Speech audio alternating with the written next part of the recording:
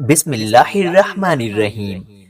ایک گاؤں میں غریب نائی رہا کرتا تھا جو ایک درخت کے نیچے کرسی لگا کے لوگوں کی حجامت کرتا۔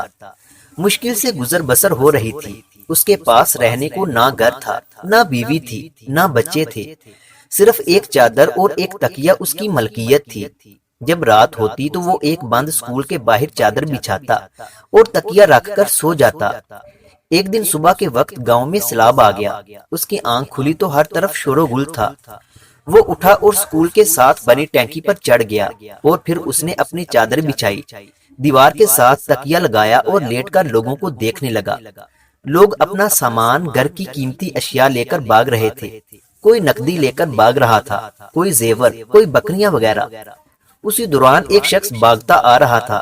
اس نے سونے کے زیورات، پیسے اور کپڑے اٹھا رکھے تھے۔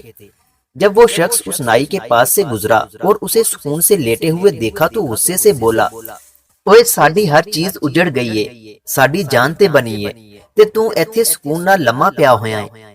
یہ سن کر نائی بولا، لالے آج جی تے غربت دی چس آئی ہے۔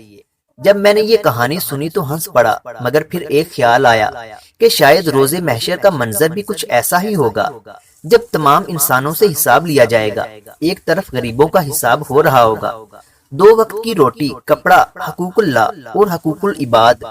ایک طرف امیروں کا حساب ہو رہا ہوگا، پلازے، دکانیں، فیکٹریاں، گاڑیاں، بنگلے، سونا اور زیورات، ملازم، پیسہ، حلال حرام، عیش و آرام، زکوٰۃ، حقوق اللہ، حقوق العباد۔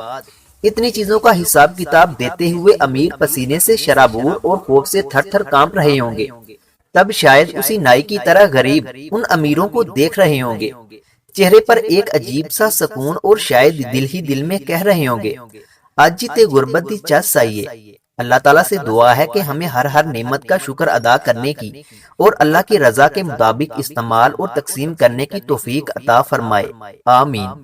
مزید اس طرح کی ویڈیوز دیکھنے کے لیے ہمارے یوٹیوب چینل علمی روم کو سبسکرائب کریں۔